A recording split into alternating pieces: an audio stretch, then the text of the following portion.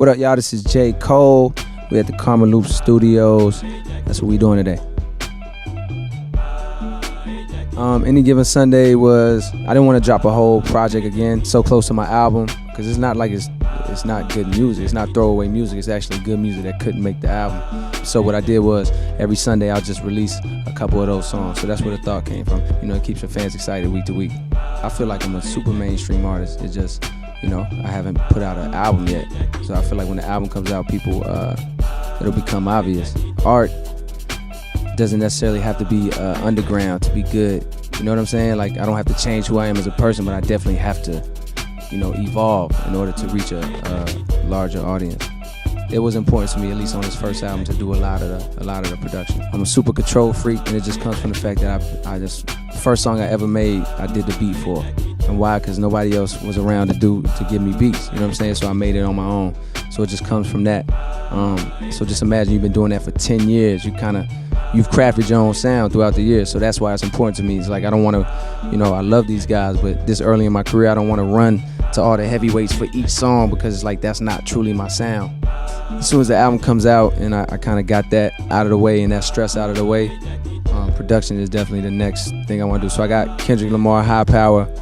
I got Wale, Bad Girls Club, which is two totally different records and two totally different sounds, but both I think are really good and really great for those artists.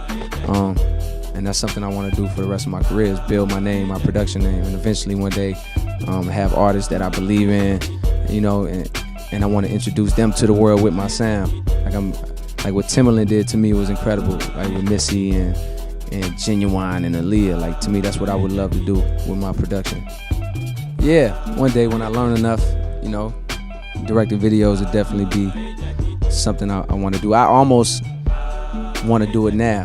I don't have the energy or the time to like really get into it, but that's how much of a control freak I am. You know what I'm saying? I admire that about Kanye a lot. Watch the Throne, I felt like was incredible. I'm a fan of them still, of course, but I've actually entered the game. Like, I was having a conversation with Eric Maynor, who made the NBA, and he's from the same city as me. And it was an interview we did, and I was like, yo, at what point do you enter the league as a Kobe fan? And like the first few games, you're like, man, I'm playing against Kobe. But at some point, you got to be like, oh man, like if I don't play, Kobe's about to bust my ass. Like, if I don't really play. So it's turned into that, and I realized that when they dropped their album, I got that competitive feeling in me, like, oh damn, like, I gotta come with it. The album is in store September 27th. That's Cold World, The Sideline Story. I don't know, man, people calling it a classic when they hear it. I don't know, I just made it. I'll let you decide. I don't know. It's really good, that's all I can say. What up, y'all? This is J. Cole, Cold World. You are checking out KarmaloopTV. Reclaim your TV.